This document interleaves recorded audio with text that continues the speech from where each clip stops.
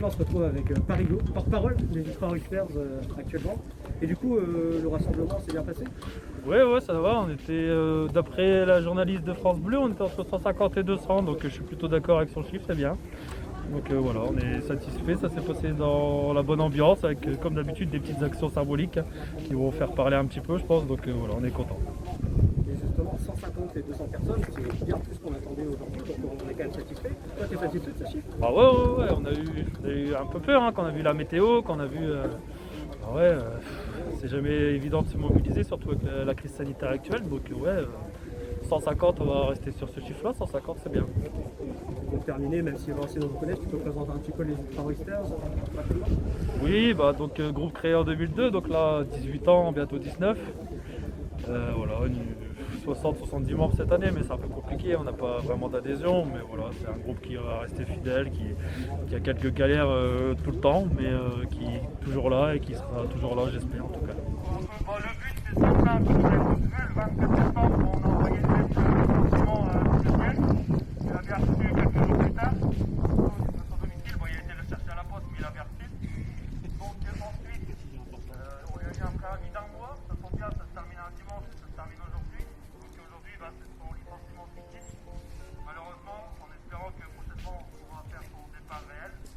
Voilà. Aujourd'hui, ça va se passer en plusieurs étapes. Donc après moi, il y a Carlo qui va prendre un peu la parole pour un peu vous expliquer ce qui s'est passé dernièrement sur tous les événements par rapport à l'article de la Voix du Nord d'hier sur le rapport de la Cour des comptes, en particulier sur ça. Comme quoi, on ne dit pas des conneries depuis plusieurs années, on nous traite de menteurs parce qu'on ne paye pas ses loges ou on ne paye pas le sponsor maillot. La Cour des comptes c'est quelque chose d'officiel, Carlo va rappeler expliquer ça, vous connaissez mieux que nous, mieux que moi en tout cas. Ensuite, il y aura une action avec des cartons, où est-ce qu'on les avait vus là-bas. Vous voyez, il y a un peu de mal à partir. Il va partir, donc on va l'aider. On a prévu des cartons pour qu'il puisse déménager ses affaires dès que possible. Donc on ira les déposer à sa place de parking qui est sur la gauche. Et symboliquement, on changera, on va scotcher sur ces plaques de parking. Sur sa plaque de parking, c'est juste marqué réservé président. Donc dessus, on va juste rajouter un petit réservé président ambitieux parce que je pense qu'il n'a pas compris ce mot-là. Voilà, il y aura une banderole dessus. Chacun, quand vous partirez, vous verrez, de toute façon, vous pourrez nous suivre. On a un carton, il y en a le droit peut-être pas pour tout le monde, mais il y a un carton chacun. On va faire là-bas, on ira jusque. C'est juste à la gauche dans le deuxième petit parking qui est sur la gauche. Ensuite, on reviendra tous ici. Il y aura quelques chants, on va contre la direction qui sont nos couleurs. Hein. Ça fait un grand moment qu'on n'a pas chanté au stade. Donc, il y aura quelques chants, il y en aura 4-5. Ensuite, on vous invitera au groupe départ fictif des Tiziec, comme je vous ai dit. Et promis, on en fera un deuxième quand il partira pour de vrai. Donc là, c'est pareil. On fait super attention, on a le temps, chacun son tour, on respecte bien la distance entre vous. On ne fait pas les cons sur ça. Et ensuite, ça sera quasiment tout. On vous remerciera d'être là, et puis on vous invitera. Il y aura d'autres actions symboliques, comme toujours. Aucune insulte, on n'est pas là pour ça. Les insultes, on les laisse aux autres. En particulier à une personne qui va souvent là derrière nous. Nous, on les insulte, on les garde. Chez eux, c'est pas chez nous. Et donc là, on est avec les Blonds, de Génération Rouge et Blanc. Et du coup, qu'est-ce que tu as pensé justement du rassemblement des familles? Bon, on était déjà très content de pouvoir rassembler, donc je pense qu'on était entre 100 et 150.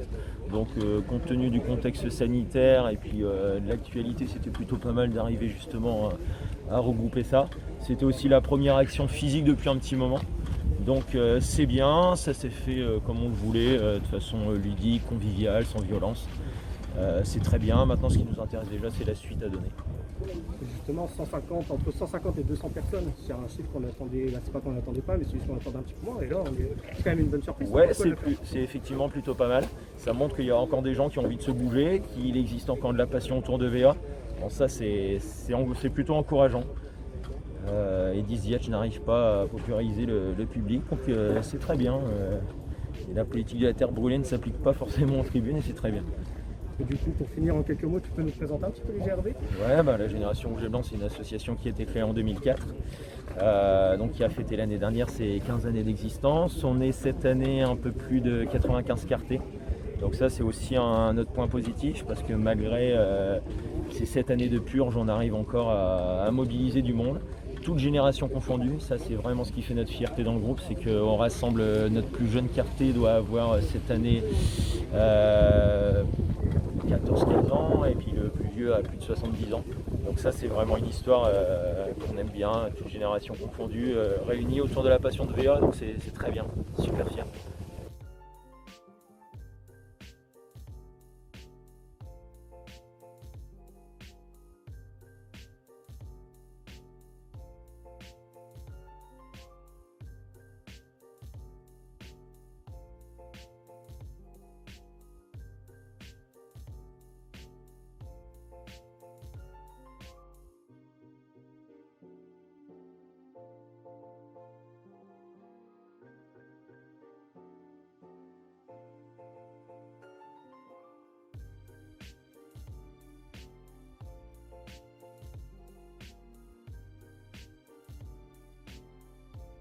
On se retrouve avec Mookie pendant le rassemblement. Et quelle belle journée pour ce rassemblement, comment ça s'est passé?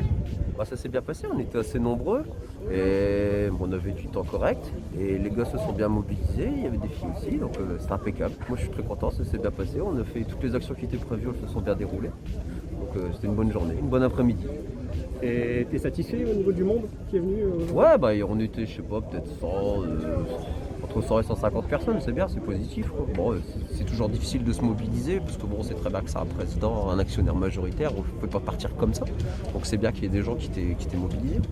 C'est ça, on voit qu'il y a encore des gens attachés à Valenciennes. La preuve, ouais. Et en parlant d'attachement à Valenciennes, bah, toi tu fais partie des MV, Ouais. président des MV. Ouais, c'est ça, ouais. Et du coup, tu peux un petit peu nous présenter ta section, comme ça, pour les supporters. Nous, on est une toute petite section. Au maximum, on a été une trentaine dernières années de Ligue 1. Donc on n'est vraiment pas nombreux. Mais on essaye toujours de faire des trucs un petit peu décalés, un peu marrants, quoi. On se prend pas la tête, on fait pas les gros bras, quoi. On est cool, quoi. On voit un sticker d'ailleurs derrière. Ouais, on a fait des stickers partout, on a fait des petites affiches, on fait des trucs. On aime bien piquer un petit peu, on pense que c'est un peu plus productif d'être taquin et jouer un petit peu l'ironique, la violence.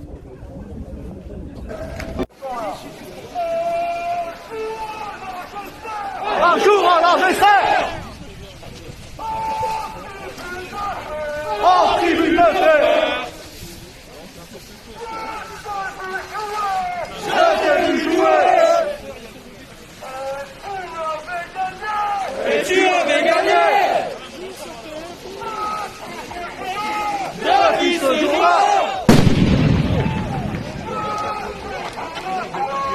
Je suis fou de toi. Partout je chanterai.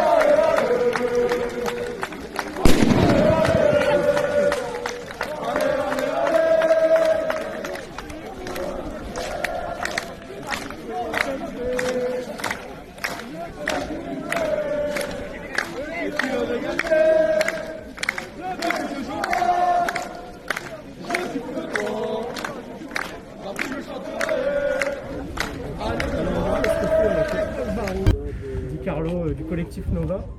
Du coup, qu'est-ce que tu as pensé du rassemblement d'aujourd'hui? Ça s'est bien passé? C'est un rassemblement en fait, qui a été très responsable, avec un public valenciennois qui est toujours aussi fabuleux en fait, parce que c'est un public fidèle, c'est un public qui se mobilise, c'est un public en fait qui veut voir son club progresser. Donc voilà, ça fait plaisir, on voit vraiment les fidèles du club qui sont pas à bouger. Ça fait toujours plaisir. J'espère que ce rassemblement va appeler à d'autres actions, ça va avoir un effet boule de neige et qu'à un moment donné, on va pouvoir enfin passer à autre chose au niveau de la direction. Est-ce que tu es satisfait de l'affluence qui est venue aujourd'hui On veut toujours en avoir plus. Moi, je veux toujours avoir plus de personnes. Je viens de le dire. J'espère qu'effectivement, il y aura plus de personnes. Mais c'est bien parce que il faut avoir à l'esprit que quand on se mobilise dans ce genre d'action, c'est jamais une majorité qui se déplace. Hein. J'insiste souvent dessus, je suis professeur d'histoire, voilà. Les Parisiens qui ont pris la Bastille ne représentaient que 0,003% de tous les Français le 14 juillet 1789. Et bien là aujourd'hui, avec largement plus d'une centaine de personnes qui se sont mobilisées, on représente 3% en fait, de ceux qui viennent au stade. Et donc ça veut dire qu'il y a des gens qui s'intéressent et qui veulent voir le club évoluer, changer, prendre un nouvel élan. On sait, pour présenter ici, on sait que le collectif Nova a été créé pour reprendre la contestation auprès des députés. Aujourd'hui, tout le monde s'y est repris, donc c'est bien. Mais est-ce que tu peux nous présenter le collectif Nova Alors le collectif Nova, il est venu de discussions au départ entre membres de la Nargesphère, avec VFC Inside, avec VFC Supporters, et donc moi qui représentais Véran L1. Donc l'idée c'était que le constat était qu'aujourd'hui le supporter du VFC démarrait sa saison en Ligue 2 et qu'il terminait sa saison en Ligue 2. Donc en fait en gros notre saison était terminée aux alentours du mois de mars-avril lorsqu'on savait qu'on allait ni monter ni descendre. Donc on a eu envie de sensibiliser les personnes par rapport à ça, de leur dire bah écoutez, vous voyez, ça fait 6 ans que c'est comme ça, cette année, ça va encore se passer comme ça. Et effectivement, aujourd'hui, ça prend de plus en plus la direction de ça. Bon, la saison n'est pas terminée, on va pas jouer les oiseaux de mauvais augure, bien sûr, mais effectivement, ça en prend encore la direction. Donc c'est comme ça qu'on s'est regroupés. Donc on discute ensemble, on échange, on monte les actions ensemble. Il y a de toutes générations. Il y a même des personnes en fait de la section Abscon. Je voudrais passer un petit message, d'ailleurs je vais en profiter pour passer un petit message à André qui nous a aussi accompagnés sur certaines actions. Donc vraiment toutes les générations du VFC étaient représentées dans ce collectif Nova et on avançait vraiment ensemble. Voilà, une idée, tiens, on a fait les choses. Et donc il y a eu 2 banderoles qui ont été sorties notamment. La première banderole suite à la décision de la DNCG. Hein. On rappelle le texte de la banderole, il était beau quand même. Hein. Contrairement à la DNCG, on ne peut plus t'encadrer. Et puis l'autre banderole, en fait, et donc du coup l'idée de cette autre banderole, en fait, il y a encore quelqu'un d'autre qui l'a dit, sur les avoirs, nos avoirs c'est tout ton pot de départ. Donc par rapport à l'action d'aujourd'hui, c'est une banderole assez visionnaire quand même. Donc voilà. Alors je vous le dis, c'est pas moi qui ai eu l'idée de ces 2 banderoles et c'est ça qui est bien, c'est que c'est d'autres personnes qui ont eu l'idée des banderoles et puis on a fait ensemble et puis on a fait tous ensemble. Il y a eu des petites mains, des grandes mains, voilà, bref, on a fait.